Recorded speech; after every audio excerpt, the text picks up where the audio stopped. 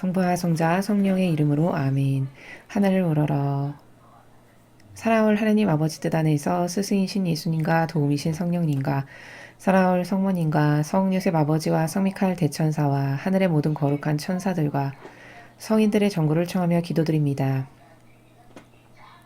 아버지 뜻 안에서 오늘도 아버지께서 사랑하시는 자녀들, 특별히 대한민국과 미국의 선의 세력에 속한 자녀들과 트럼프 대통령과 그를 돕고 협력하는 선의 모든 세력을 아주 특별히 예수님과 어머니의 하나 되신 성심을 통해서 아버지의 대전 가장 가까운 곳에 봉헌드립니다. 사랑하는 아버지, 아버지께서 사랑하시는 그들을 통해서 이 마지막 시대의 치열한 영적 전쟁에서 더 빠른 시간 안에 그리고 조금 더 적은 손실을 인류가 입으면서 완벽한 마귀의 퇴치가 일어날 수 있도록 특히 한국과 그리고 미국에서 이 딥스테이트라고 하는 마귀의 원흉들을 하나도 남김없이 다 불살라 없애주시옵기를 간곡한 갈망으로 청원드려 아버지께 봉헌을 드립니다. 또한 이 나라의 예수님과 어머니의 정신과 가르침과 모범의 속성을 닮은 그런 훌륭한 영혼을 찾아내시고 솎아내시고 골라내시어 그가 이 나라의 새로운 대통령이 될 수 있도록 그것이 사람 눈에 보이기에는 불가능하고 방법이 없을지 모르겠사오나 저희는 아버지께서 마음만 먹으시면 그것이 지금 당장 가능한 것도 절대적으로 믿고 있습니다. 하오니 아버지, 이 나라의 아버지께 속한 선의 세력의 울부짖음과 갈망과 기도와 탄원과 희생과 고통을 바라보시어 불쌍히 여기시고 자비를 베풀어 주시옵소서. 그리하여 더 심각한 패망이 이루어지기 전에, 더 심각하게 망하기 전에 어서 빨리 아버지께서 원하시는 영혼을 이 나라의 대통령으로 뽑아주시고 모든 리더와 CEO들 역시도 아버지께서 마음에 드시는 영혼들로 새로 다 뽑아주시옵기를 간곡한 갈망으로 청원드립니다. 아버지, 오늘도 아버지께 완전히 용해되고 일치되며 반향해야 했던 수많은 찰나찰나의 순간들을 마치 무인도처럼 아버지의 뜻과는 전혀 상관없는 별개로서 허무하게 보내버린 수많은 시간을 통회하고 뉘우치며 또 배상과 보속을 하고자 하는 마음으로 이 기도를 바쳐드리오니 사랑하는 아버지, 이 기도를 너그러이 받아주시고 또 어서 빨리 예수님과 어머니의 정신과 가르침과 모범으로 저희가 완성될 수 있도록 축복하여 주시옵소서. 이 모든 기도 우리 주 예수 그리스도의 이름으로 기도드리나이다. 아멘. 성부와 성자와 성령의 이름으로 아멘. 안녕하십니까. 하늘의 뜻 선교의 윤피아 수녀입니다. 자, 오늘은 과연 성경에서 우리가 어떤 것을 배울 수 있을까요? 무엇을 배우고 어떻게 우리의 잘못된 정신세계를 다시 올바르게 고쳐서 아버지와 하나 되고 예수님과 어머니와 하나 될 수 있는 나로, 본연의 나로 돌아갈 수 있을 것인가? 이것에 대한 갈망과 희망을 가지고 오늘 주신 복음 말씀 여러분들과 함께 보도록 하겠습니다. 2021년 1월 30일 연중제 3주간 토요일입니다. 복음 말씀 마르코복음 4장 35절에서 41절까지의 말씀입니다. 주님 영광 받으소서. 그날 저녁이 되자 예수님께서 제자들에게 호수 저쪽으로 건너가자 하고 말씀하셨다. 그래서 그들이 군중을 남겨둔 채 배에 타고 계신 예수님을 그대로 모시고 갔는데 다른 배들도 그분을 뒤따랐다. 그때 거센 돌풍이 일어 물결이 배 안으로 들이쳐서 물이 배에 거의 가득 차게 되었다. 그런데도 예수님께서는 고물에서 베개를 메고 주무시고 계셨다. 제자들이 예수님을 깨우며 스승님, 저희가 죽게 되었는데도 걱정되지 않으십니까? 하고 말하였다. 그러자 예수님께서 깨어나시어 바람을 꾸짖으시고 호수더러 잠잠해져라 조용히 하여라 하시니 바람이 멎고 아주 고요해졌다. 예수님께서는 그들에게 왜 겁을 내느냐, 아직도 믿음이 없느냐 하고 말씀하셨다. 그들은 큰 두려움에 사로잡혀 서로 말하였다. 도대체 이분이 누구시기에 바람과 호수까지 복종하는가? 주님의 말씀입니다. 그리스도님 찬미합니다. 자, 오늘 이 복음 말씀에서 우리가 배워야 할 관점이 하나 있습니다. 자, 그건 어떤 거냐면 지금 이게 4장이죠. 예, 마르코복음 4장인데요. 이 4장 앞에 마르코복음 1장부터 4장에 이르기까지 있었던 일들을 먼저 여러분이 궁금하신 분들은 읽어보시면 되시겠습니다. 자, 지금 이 내용이 있기 이전에 4장 앞에 무슨 일들이 있었냐? 예수님께서 제자들을 뽑으셨고 또 그 제자들을 데리고 다니시면서 뭐 기적도 일으키고 뭐 손이 곱은 사람 고쳐주시고 병자 다 낫게 하시고 마귀 내쫓고 심지어 요 앞에는 하늘나라가 이런 것이란다 수많은 비유로 하늘나라를 설명하시고 이렇게 예수님께서 이거는 신 말고는 도저히 할 수 없는 일들 어떤 신적인 능력과 그 신적 질서의 본질의 나라에서 살아가는 영의 존재만이 가능한, 즉 쉽게 말하면 인간은 도저히 불가능한 그런 수많은 것들을 이미 제자들에게 보여주셨습니다. 이 앞에 3장, 4장, 1장, 2장, 3장, 4장까지의 내용이 그런 내용이라는 거죠. 자, 그러면은 제자들은 충분히 예수님께서 그리스도시라는 것을 깨닫고도 남았어야 되죠. 한두 번의 체험이 아니니까. 수많은 곳을 데리고 다니시면서 다 보여주시고 군중에게 설교할 때도 다 데리고 다니시면서 무슨 말씀을 하시는지 제자들은 일거수일투족을 같이 다니면서 몸소 배웠기 때문에 이거는 도저히 인간적이라고 하는 사람의 능력으로는 불가능한 것인데 저분은 이런 것이 다 가능하구나. 그러니 그리스도이시고 메시아이신 것이 맞구나. 이렇게 사고를 하는 것이 올바른 사고방식이라는 겁니다. 그런데 이 앞에 수많은 자기가 고부라진 손이 펴지고 뭐 마귀가 막 나가고 심지어 베드로는 자신의 장모가 열병에서 나았는 것도 이 앞에 다 이미 있었던 일들입니다. 그럼 그걸 자기 눈으로 똑똑히 다 봤잖아요. 그럼 실제 사실과 진실로서 자기 눈으로 확인한 일들이 수도 없이 많은데도 불구하고 오늘 제자들이 41절에 뭐라고 이야기하고 있냐. 도대체 이분이 누구시기에 바람과 호수까지 복종하는가 이렇게 이야기합니다. 그러면 이것은 뭐냐면 인간의 이런 인지의 부조화가 심각하다는 것이죠. 자기 자신의 사고 방식이 인지가 부조화 가운데 살아가지만 우리는 내 사고 방식이 이상하거나 인지 부조화 가운데 살아간다는 사실을 미처 깨닫지를 못한다는 겁니다.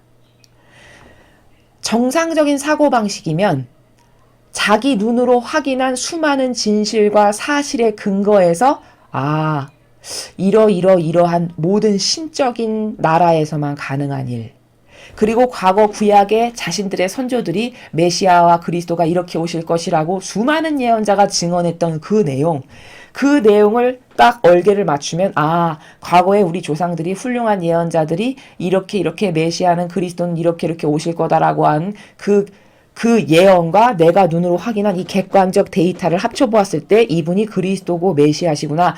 이렇게 사고할 수 있는 사람이 이게 올바른 인지 가운데 사고하는 거고 이 사람이 똑똑한 사람인 거고 이 사람이 과학적인 사고방식을 하는 거고 이 사람이 프로세스 가운데 사고방식을 하는 사람이다라는 겁니다. 그런데 참 놀랍게도 가장 가까이에서 예수님을 수많은 케이스에서 그분이 하시는 일들을 바라보고 지켜보았던 제자들마저도 도대체 이분이 누구시기에 바람과 호수까지 복종하는가 이 말을 아직까지도 하고 있어요.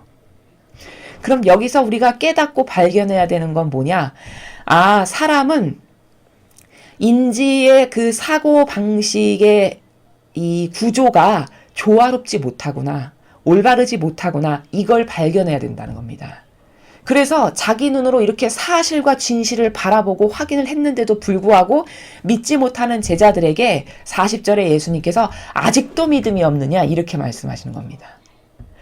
마음의 그림자를 아시니까, 심지어 지금 바람이 저렇게 난리를 피고 요동을 펴서 배가 넘어갈 것 같으니까 무서워 벌벌 떨면서 마음이 편하시냐고, 우리가 지금 이렇게 죽게 생겼는데 뭐 이런 뉘앙스로 제자들이 말을 하잖아요. 그러니까 예수님을 진짜 모르는 거죠. 만약에 이분이 신이고 메시아고 그리스도야, 그러면 우리가 죽게 내버려 두시진 않지 하고 고요히 가만히 있는 게 이게 예수님을 믿고 의탁하는 거고 신뢰하는 사람의 사고방식에서 나올 수 있는 행동들이죠. 근데 온갖 호들갑과 오두방정을 다 떨면서 이렇게 난리법석을 펴요. 제자들이. 왜 그럴까? 믿지 않는다는 반증이죠. 그리고 예수님께서 어떤 분이신지를 모른다라는 반증이죠. 알면 절대 이런 행동을 하지 않겠죠. 그리고 심지어 몸으로도 나는 이렇게 당신을 못 믿는다는 걸 보여주고 말로도 증언하기를 도대체 이분이 누구시기에 바람과 호수까지 복종하는가, 이렇게 자신들의 믿음이 없음을, 자신들이 예수님을 믿고 있지 않음을 스스로 드러내고 있는 겁니다. 제자들이. 그걸 보시고 예수님께서 아니 아직도 믿음이 없느냐 이렇게 말씀하신다는 거죠. 그럼 이걸 심각하게 깨달아야 됩니다. 심각하게. 특히 이 시대는 이런 인지의 부조화가 왜 우리에게 있는가? 그럼 이렇게 인지의 부조화가 있다는 걸 우리가 인정할 수밖에 없잖아요. 이 제자들이 이 사람만 그래 부족하고 못 배워서 무식해서 아닙니다. 여러분 오늘날의 사람들의 상태를 보세요. 우리나라도 그렇고 미국도 그렇고 전 세계 어딜 가나 지금 사회가 어떤 방향으로 기울고 있고 실제적인 백데이터가 뭐 경제 지표라던가 우리 눈에 보이는 과거하고는 비교할 수도 없을 만큼 나빠진 수많은 데이터들이 실제적이고 사실적으로 존재하지만 사람들은 이렇게 경제나 정치나 외교나 모든 면에서 과거에 훌륭한 선조들이 세워놓았던 것이 다 허물어져 가고 뭉개져 가고 없어져 가고 경계가 허물어져 가지만 그런 실제적 데이터가 있지만 그런 실제적 데이터를 믿습니까? 아니면 착해 보여, 저 대통령 좋아 보여, 저 장관 되게 훌륭해 보여, 착해 보여, 좋은 말 많이 하던데, 이 자기의 병든 감성을 믿습니까? 대다수의 사람이 자신의 병든 감성을 믿는다는 거죠. 그럼 오늘날의 우리 병든 감성을 믿는 이 시대의 인간들과 여기 이 제자들과 도대체 다를 게 뭡니까? 오히려 이 제자들보다 더 악독하고 사악한 게 이 시대 사람들의 현재 모습이고 상황이에요. 왜? 이 시절엔 그래도 순수했어요. 이 제자들은. 자기 마음에 있는 걸 그냥 그대로 드러내서 말하죠. 도대체 누구시길래 이렇게 허수와 바람까지 복종하지? 요즘은 교묘하기가 이를 데가 없어서 요즘의 악의 성향은 드러나는 게 없습니다. 겉으로 드러나는 건 속의지와 정반대인 착해 보이고 유려하고 교묘하고 친절과 사랑 가득한 것으로 보이게끔 그렇게 치장하는 코스프레로 가득하게 보이게 하는 게 요즘 악의 수법이에요. 그러나 속도 착하냐? 속은 절대 착하지 않다는 걸 어떻게 확인할 수 있죠? 예수님이 만들어 놓으신 수많은 아름다운 질서와 경계를 짓밟고 허뭅니다. 교회의 가장 위대하다라고 하는 대표와 리더가, 그 위대하다라고 해서 모든 사람이 믿고 따르는 그 훌륭하다라고 하는 그 리더와 대표가 솔선수범해서 경계를 허무는 것을 자기가 합니다. 그런데도 사람 눈에 훌륭하신 분이야, 저분은 역시 뭔가 다르셔, 이렇게 본다는 것은 이건 얼마나 심각한 인지의 부조화인가. 즉, 그 속이는 겉에 보이는 것만으로 저 사람이 어떻다라는 것을 분별할 수밖에 없는 이런 한계, 이게 오늘날의 세상을 살아가는 사람들의 명확하게 드러나 있는 한계죠. 자, 그래서 이렇게 인지가 부조화스러운데 우리는 이 부조화스러운 것이 그럼 도대체 어디서 기인했는가? 자, 어디서 기인한 것 같습니까? 여러분, 가장 무서운 게 뭐냐? 우리 영혼에게 가장 악독하고 해악이고 절대 고칠 수 없을 만큼 치명적인 암보다 더 무서운 게 뭐냐? 나도 모르게 스며드는 겁니다. 게다가 그게 나쁘다라고 여기질 않아서 한 번도 의심해 본 적 없는 상태로 자연스럽게 스며든 거. 이것보다 더 무서운 건 없습니다. 그럼 이 시대에 이런 제자들이나 수많은 이스라엘 백성들이 왜 예수님이 그렇게 많은 선한 일을, 아버지의 영광을 드러내는 일을 하셨는데도 불구하고 예수님을 믿지 못했던 건 과연 왜 그랬을까? 무슨 문제에 기인해서 그러한가 알아야겠죠. 그것은 이 사람들이 태어나면서 죽을 때까지 자연스럽게 자신의 주변에 있는 환경과 문화 가운데 나도 모르게 스며든 그것이 자신의 인지의 기준이 되었기 때문입니다. 그럼 도대체 그게 뭘까? 그게 바로 바리새와 율법학자들이 제도와 전통을 자연스럽게 마치 문화인 것처럼 정서인 것처럼 스며들게끔 매일 이스라엘 백성들에게 전승했던 바로 이게 이스라엘 백성들의 영혼을 죽이는 가장 무서운 암이고 독인데 절대 이스라엘 백성들은 깨닫지를 못했다라는 거죠. 예수님이 돌아가시는 그 순간까지도. 그러니까 자기가 무슨 짓을 하는지도 모르고 예수님 돌아가시는데 앞장서서 주모자로서 어서 빨리 죽이라고, 그 죄의 대가는 내와 내 후손들이 받겠다라고 이렇게 말할 만큼, 이렇게 호언장담할 만큼 이 정도로 어리석은 일을 자기가 하고 있는 존재라는 것을 절대 깨닫지 못했다라는 겁니다. 그럼 그들의 그렇게 인지가 부조화스러운 실제와 내가 믿고 따르는 것은 엄청난 괴리와 갭이 있는데, 그런 인지의 부조화가 어디서 기인하고 발생했는지조차도 모른 채 그저 그렇게 휩쓸려서 죽어간 이런 수많은 이스라엘 백성들을 한번 생각해 보십시오. 또한 그런 나도 모르게 스며들어서 자연스럽게 정서 가운데, 환경 가운데, 어떤 부모의 교육 가운데, 이런 것 가운데 나에게 스며든 그것이 나의 사고방식이 되었을 때 그것이 잘못됐다라고 거부하기가 얼마나 힘들지를 생각해 보십시오. 바로 그런 수많은 부작용들 때문에 오늘 제자들이 그렇게 예수님을 인정하고 알아뵙기가 어려웠던 겁니다. 그 자신의 잘못된 사고방식 때문에. 그리고 그러한 사고방식의 근원은 따져서 거슬러 올라가면 과연 어디에서 왔을까? 잘못 가르친, 그것이 마치 옳은 것인 양 착해 보이고 좋아 보이고 올바라 보이는 정서, 그 정서와 문화적 환경 가운데 자신들이 제도와 전통이라고 하는 것을 은연중에 마치 스펀지가 물을 빨아듯이 조금씩 흘려 들어간 게 나도 모르게 그것을 수십 년 동안 빨아들인 그 결과물이 이스라엘 백성이 예수님을 십자가에 못 박는데 주도적인 역할을 주동자로서 했던 거고, 바로 그러한 사고방식이 자신도 모르게 자기 내면 안에 와서 나의 인지적 사고체계로 굳어버렸기 때문에 오늘 제자들도 도대체 이분이 누구시길래 이런 일을 할 수 있는 건가? 예수님을 두고 그렇게 많은 기적과 표징과 사람들 가르치는 것, 심지어 자기 장모를 고쳐주는 걸 봤음에도 불구하고 이런 말을 한다는 거죠. 그래서 이게 다 인간적인 사고방식의 나라입니다. 인간적인 속성으로 뭘 보는 겁니다. 그리고 그 인간적이라는 것은 나의 기호와 정서 안에 내재적으로 가지고 있는 겁니다. 내가 어려서부터 자연스럽게 체득하고 습득한, 빨아들인 그것이 바로 나의 인간적인 정서가 되는 거고, 나의 경향이 되는 거고, 나의 사고방식이 되는 거고, 우리 인간은 그런 자연스럽게 내가 그게 뭔지도 모르고 습득하고 받아들인 그 나의 정서와 내가 맞다고 생각하는 선과 내가 옳다라고 주장하는 다양한 논리체계를 가지고 그 잣대를 가지고 감히 신적인 것에 들이대면서 가만히 있어봐, 네가 옳은가 그른가 내가 한번 좀 따져보자, 이렇게 하는 꼴이라는 거죠.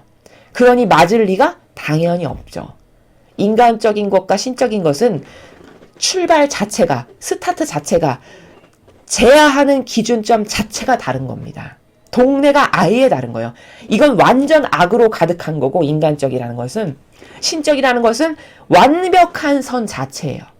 그런데 감히 악으로 가득한 곳에서 살아가는 인간이 그 자기의 잣대라고 하는 자를 들고 와서 예수님한테 갖다 대면서 가만히 있어봐, 당신 진짜인지 가짜인지 내가 검토 좀 해볼까, 좀 어디 좀 재보자, 이런 꼴이라는 거예요. 그래서 왜 이스라엘이 망했을까?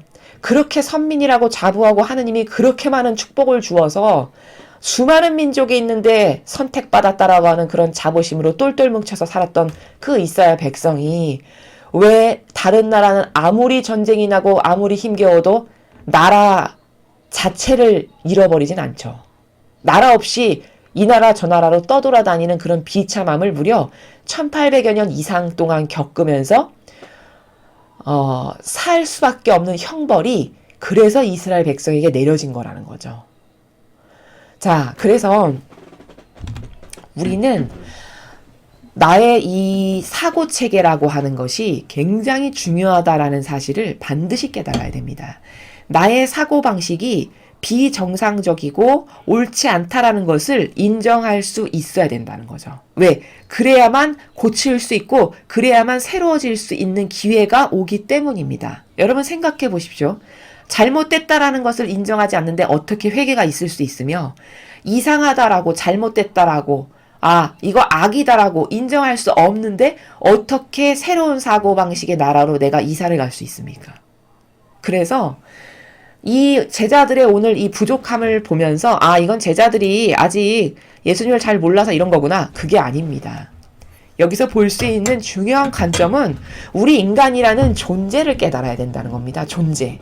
이 시대만 그랬던 것도 아니고 이런 환경적 요소에서 예외적인 사람 아무도 없어요. 모두가 다 이런 환경적인 악영향을 받고 이 세상에서 살아갑니다. 그러나 차이가 날 수 있는 건 뭐냐? 어떤 사람은 이런 인식체계의 부조화를 빨리 깨닫고 빨리 받아들여서 이거 악이구나. 이거 절대 옳은 게 아니네. 확 버리는가 하면 어떤 사람은 나의 인지체계가 굉장히 진실과는 동떨어져 있고 사실이나 진실을 받아들이는 데 있어서 굉장히 굼뛰고 느리고 그리고 완고하고 그 더디고 옹고집으로 내 것이 옳다라고 믿는 이런 프레임에 갇혀서 살아가는 나라고 하는 존재를 올바르게 깨닫지 않고서는 절대로 예수님이나 어머니와 하나 될 수는 없습니다. 절대 하나 될 수 없어요. 왜? 두 분의 정신세계에는 인간적이라고 하는 것에 그 눈꼽만큼도 들어가 있지 않는, 즉 베이스 자체가 달라요. 출발 베이스 자체가. 두 분은 다 신적인 것에 근거하여 사고하시고 생각하시고 행동하시고 말하시고 그 나라에서 분별하시고 그 나라에서 뭐든지 다 하시는 이 베이스 자체가 신적인 참된 진실과 사실이라고 하는 진리의 근거에서 모든 것을 수행하는 사고방식이고 정신세계인 반면에 인간이라고 하는 우리는 이런 참된 진실과 사실이라고 하는 베이스 가운데에서 무엇을 사고하지 않는다라는 겁니다. 근원 자체가 다르다라는 걸 인정하고 빨리 발견하고 얼른 깨달아야 돼요. 왜 그렇게 됐나요, 우리는? 처음에는 그렇지 않았죠. 아담과 하와의 그 창조 때는.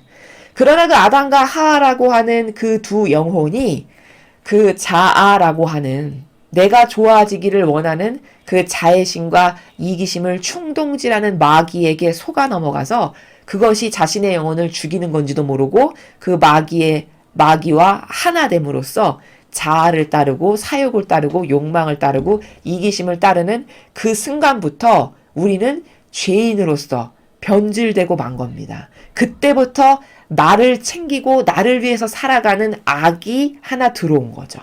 그 아담과 하와를 통해서. 그리고 아담과 하와를 통해서 나를 위해서 살아가는 그 악이 하나 사고방식 안에 들어왔는데 그것이 거기서 끝난 게 아니라 전승이라고 하는 인간의 이 내력의 과정을 통해서 우리가 왜 유전자라고 하죠. 여러분 부모가 싫다고 해서 부모가 가지고 있는 유전자 내가 갖지 않을 수 없는 것처럼 그런 것처럼 아담과 하와 때부터 그 속성이 전승돼서 오늘날의 우리들의 이르기까지 이 끝없는 자애심과 이기심과 사욕과 욕망을 부추기는 자아의 노예가 돼서 살아온 것이 지난날 수천 년 동안 인류가 겪어온 역사의 다양한 반향이고 모습들이라는 겁니다. 자, 그럼 어떻게 해야 될까 개선하려면 제가 말씀드렸듯이 나의 사고방식이 얼마나 잘못됐는지를 먼저는 깨달고 인정할 줄 알아야 돼요. 깨닫고 인정하고 뉘우치고 회개할 줄 알아야 됩니다. 이런 단계를 거침으로써 이게 얼마나 더럽고 역겹고 하느님께 사악하고 모욕과 배은망덕과 치욕을 드리는 그런 근원의 저급함인지를 빨리빨리 깨닫고 그리고 깨달았으면 얼른 버리는 그리고 얼른 그 나의 자아와 나를 돌보는 사고방식에서 기인한 그리고 옳지도 않은데 수많은 세월 동안 인간이 조작해서 만든 제도와 전통이라는 하는 것 그것으로부터 나도 모르게 흡수되어 버린 것들 있죠.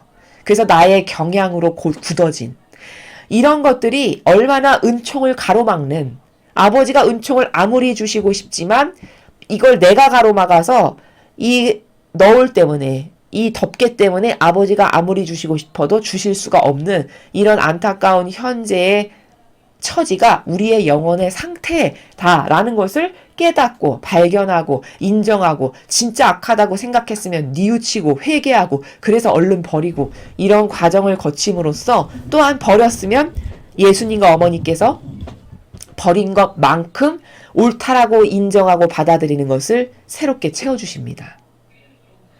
이럼으로써 신적인 사고방식으로 자꾸 나의 병든 사고방식을 바꾸고 고치고 새로워지는 노력 이런 것을 하지 않고는 이 인지의 조화의 부작용, 부조화로 인한 이 부작용 때문에 우리는 한평생 참 효율과 가치 없는 그런 무가치한 것에 너무나도 많은 시간을 낭비하고 거기에 심지어 애착과 집착까지 하면서 살다가 비참하게 죽는 이런 결과를 초래할 수밖에 없는 게 우리 인간의 한계성이고 환경이고 현재의 우리의 모습이다.